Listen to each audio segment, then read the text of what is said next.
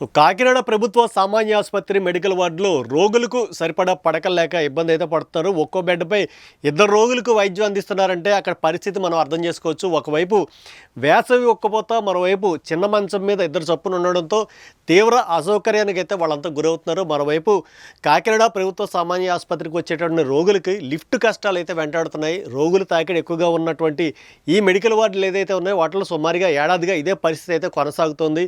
వాటిని పట్టించుకునేటటువంటి నాదుడే లేడు. మొదటి అంతస్తులో ఉన్నటువంటి ఈ వార్డులో ఎవరైనా మరణిస్తే కిందకు దించేందుకు రోగులు, వాళ్ళ సహాయకులు, వైద్య సిబ్బంది నిత్యం నరకం అయితే చూస్తున్నారు.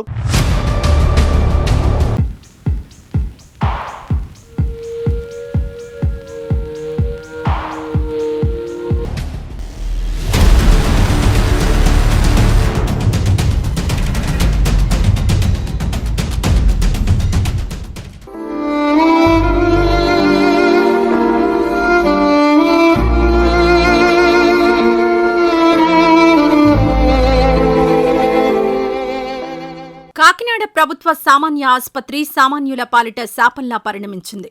ఒకప్పుడు ఉభయ గోదావరి జిల్లాల ప్రజలకు ఆరోగ్య ప్రదాయినిగా ఉన్న ఈ ఆసుపత్రి ప్రస్తుతం అరకొర సౌకర్యాలతో అధికారుల అలక్ష్యంతో కొట్టుమిట్టాడుతోంది. కాకినాడ రంగరాయ మెడికల్ కళాశాలకు అనుబంధంగా ఉన్న ఈ ఆసుపత్రిలో సౌకర్యాల కల్పనకు ఎంతో మంది రంగరాయ మెడికల్ కళాశాల పూర్వపు విద్యార్థులు మరియు ఎన్ఆర్ఐలు కోట్లాది రూపాయలు వెచ్చించి అనేక సౌకర్యాలు కల్పించడం జరిగింది. అయితే వాటిని సక్రమంగా వినియోగించకపోవడంతో అవి మూలన పడే పరిస్థితి నెలకొంది. ఆసుపత్రిలో అసౌకర్యాల కల్పన సంగతి పక్కన పెడితే కొంతమంది సిబ్బంది వ్యవహరిస్తున్న తీరుతెన్నులపై కూడా అనేక విమర్శలు వినవస్తున్నాయి. వైద్యం నిమిత్తం ఆసుపత్రికొచ్చే రోగుల వద్ద నుండి డబ్బులు వసూలు చేయడం దగ్గర్నుంచి ఆసుపత్రిలోనే యథేచ్ఛగా మద్యం సేవించడం లాంటి పనులు ఈ ఆసుపత్రిలో సర్వసాధారణం. వాటిని ఇప్పటికీ అరికట్టే పరిస్థితులు లేకపోవడం దురదృష్టకరం. ఇక ఆసుపత్రి మెడికల్ వార్డులో రోగులకు సరిపడా పడకలు లేక ఇబ్బంది పడుతున్నారు. ఒక్కో బెడ్పై ఇద్దరు రోగులకు వైద్యం అందిస్తున్నారంటే పరిస్థితి అర్థం చేసుకోవచ్చు.